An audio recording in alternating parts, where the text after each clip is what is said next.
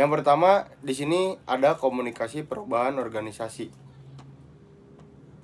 Konsep komunikasi organisasi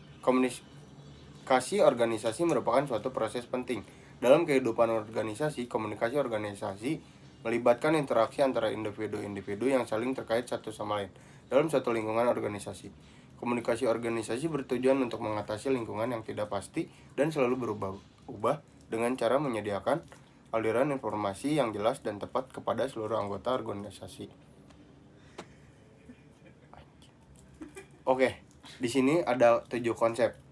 Yang pertama 7 konsep komunikasi organisasi. Yang pertama ada di ketidakpastian, lalu proses, pesan, jaringan, keadaan saling tergantung, hubungan, lalu lingkungan. Nah, proses komunikasi tergolong dari 2, yaitu yang pertama proses komunikasi dalam organisasi terdiri dari langkah-langkah mulai dari menciptakan informasi hingga dipahami oleh penerima pesan.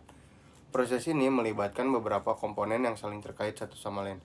Yang kedua, komunikasi merupakan suatu proses di mana komponen-komponennya saling terkait. Nah, di sini ada proses komunikasi dalam organisasi. Yang pertama, sender mengirimi ke encode, lalu tersampaikan oleh medium message, lalu noise, terus lalu dikirimkan lagi ke decode, lalu receiver, berulang-ulang feedback. Oke, saya lanjut yang tadi ya. Ini adalah contoh. Yang pertama komunikator, kedua pesan, dari komunikator melalui pesan melalui saluran melalui komunikasi. Itu contoh ya. Lanjut yang tadi. Kedua, perubahan organisasi.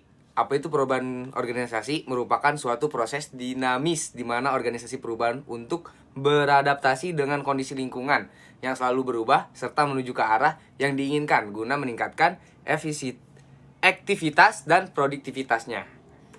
Lanjut, media perubahan dalam organisasi. Pertama, surat berlangsung kepada pegawai. Kedua, penggunaan film, slide, dan alat serupa. Ketiga, wawancara khusus. Keempat, rapat kerja, konferensi, atau penemuan anggota organisasi atau pegawai. Yang kelima, pembicaraan telepon.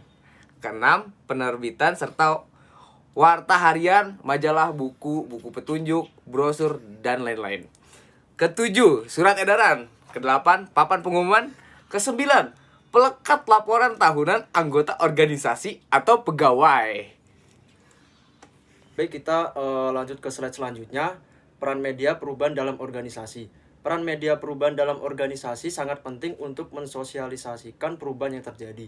Menurut Siregar dan Rondang Pasaribu, media organisasi memiliki posisi strategis dalam menyampaikan perubahan kepada anggota organisasi. Media organisasi yang terbit secara periodik dapat digunakan untuk mengkomunikasikan perubahan yang sedang atau akan terjadi dalam organisasi.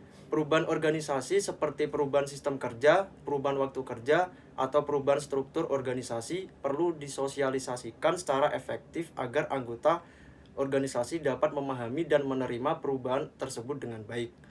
Lanjut ke slide selanjutnya. Nilai dalam perubahan organisasi. Yang pertama, nilai-nilai dalam perubahan organisasi sangat penting karena nilai-nilai tersebut mencerminkan pandangan, anggapan, atau kepercayaan kita tentang baik dan buruk. Sebagaimana disebutkan dalam dokumen, nilai-nilai perubahan organisasi perlu disampaikan dengan baik kepada anggota organisasi agar mereka dapat mengenal, mempelajari, dan akhirnya menerima nilai-nilai tersebut sebagai milik mereka. Yang kedua, beberapa nilai itu antara lain berorientasi pada hasil, berorientasi pada manusia, tim, dan inovasi, keberanian mengambil resiko, dan perhatian terhadap detail. Untuk slide selanjutnya yaitu cara mempertahankan nilai.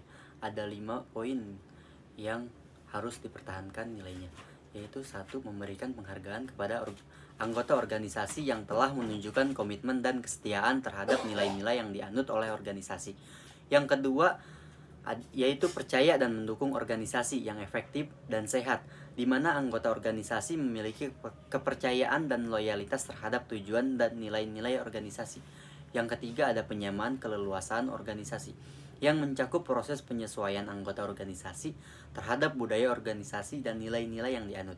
Yang keempat, mengimplementasikan konfrontasi dengan anggota organisasi untuk membahas perubahan budaya organisasi dan nilai-nilai yang diharapkan. Yang kelima yaitu mendorong partisipasi aktif anggota organisasi dalam proses perubahan dan pemeliharaan nilai-nilai organisasi.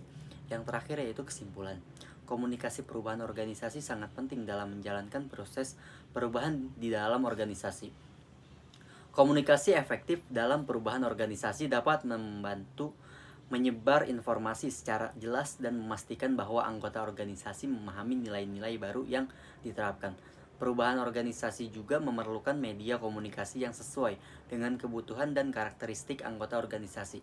Proses komunikasi perubahan harus bersifat terus-menerus dan memerlukan kesabaran agar nilai-nilai baru dapat diterima dan diintegrasikan dengan baik oleh seluruh anggota organisasi. Komunikasi dalam organisasi menjadi kunci dalam menyampaikan perubahan dan memastikan kesepahaman serta komitmen dari seluruh anggota organisasi terhadap nilai-nilai yang harus diterapkan untuk mencapai tujuan organisasi. Berikut presentasi dari kelompok kami yaitu tentang komunikasi perubahan organisasi. Kerja bagus.